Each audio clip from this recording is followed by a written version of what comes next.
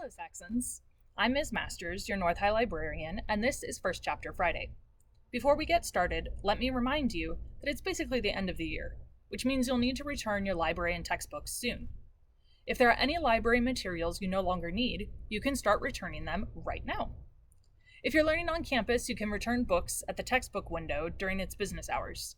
If you're distance learning, you'll be receiving an email from the library with the days and times you can do curbside drop-off before and after school.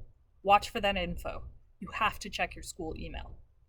And of course, everyone can use the Dropbox at the back door of the library 24/7.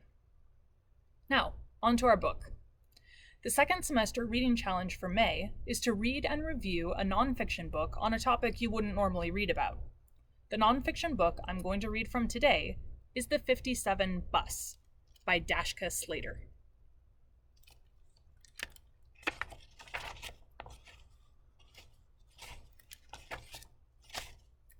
Author's note. This is a true story. All the people in this book are real, although in some cases pseudonyms or initials were used. Young people are identified by first name only. The details of the story were pieced together from a variety of sources, including interviews, documents, letters, videos, diaries, social media posts, and public records. Quotes from these sources are verbatim, except in a few cases where I removed last names, replacing them with long dashes.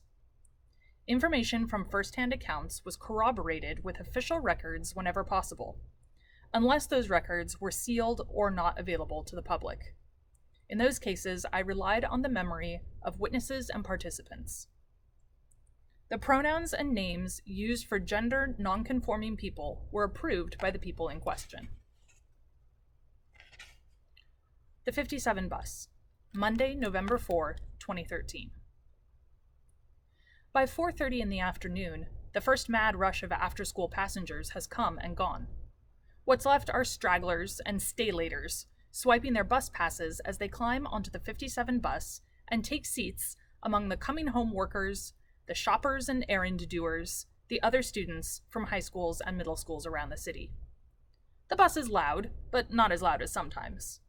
A few clusters of kids are shouting and laughing, and an older woman at the front keeps talking to the driver. Dark is coming on. Daylight savings ended yesterday, and now evening rushes into the place where afternoon used to be. Everything is duskier, sleepier, wintrier now. Passengers look at their phones or stare through the scratched and grimy windows at the wandering light. Sasha sits near the back. For much of the journey, the teenager has been reading a paperback copy of Anna Karenina for a class in Russian literature. Today, like most days, Sasha wears a t-shirt, a black fleece jacket, a gray flat cap, and a gauzy white skirt. A senior at a small private high school, the teenager identifies as agender, neither male nor female. As the bus lumbers through town, Sasha puts down the book and drifts into sleep, skirt draped over the edge of the seat. A few feet away, 3 teenage boys are laughing and joking. One of them, Richard, wears a black hoodie and an orange-billed New York Knicks hat. A 16-year-old junior at Oakland High School, he's got hazel eyes and a slow, sweet grin. He stands with his back to Sasha, gripping a pole for balance. Sasha sleeps as Richard and his companions goof around, play fighting. Sleeps as Richard's cousin Lloyd bounds up and down the aisle, flirting with a girl up front. Sleeps as Richard surreptitiously flicks a lighter and touches it to the hem of that gauzy white skirt. Wait. In a moment, Sasha will wake inside a ball of flame and begin to scream. In a moment, everything will be set in motion. Taken by ambulance to a San Francisco burn unit, Sasha will spend the next 3.5 weeks undergoing multiple surgeries to treat second and third degree burns running from calf to thigh. Arrested at school the following day, Richard will be charged with 2 felonies, each with a hate crime clause that will add time to his sentence if he is convicted.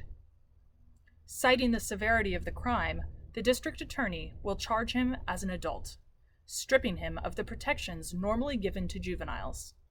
Before the week is out, he will be facing the possibility of life imprisonment. But none of that has happened yet. For now, both teenagers are just taking the bus home from school. Surely it's not too late to stop things from going wrong. There must be some way to wake Sasha, divert Richard, get the driver to stop the bus. There must be something you can do.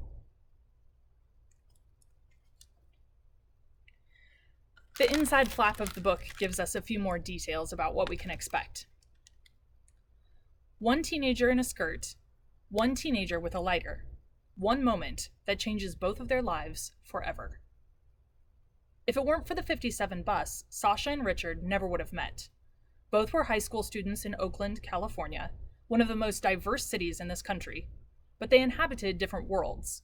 Sasha lived in the middle-class foothills and attended a small private school. Richard lived in the economically challenged flatlands and attended a large public one. After school each day, their paths overlapped on the bus for a mere 8 minutes. But one afternoon, a single reckless act left Sasha severely burned and Richard charged with 2 hate crimes and facing life imprisonment. The case garnered international attention, thrusting both teenagers into the spotlight.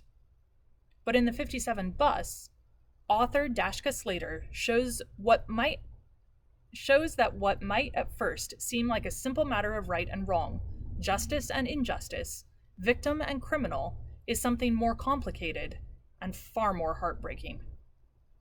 This true story, first chronicled in the New York Times Magazine by Slater and artfully, compassionately, and expertly expanded upon here, is a riveting exploration of race, class, gender, identity, morality, and forgiveness.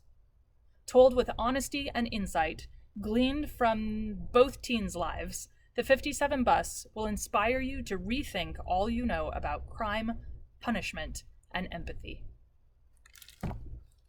If you're interested in reading the rest of the 57 bus, you can order the print version for pickup at the textbook window or curbside using the form on the library's homepage. Thanks for tuning in, Saxons. Make it a great weekend or not, the choice is yours.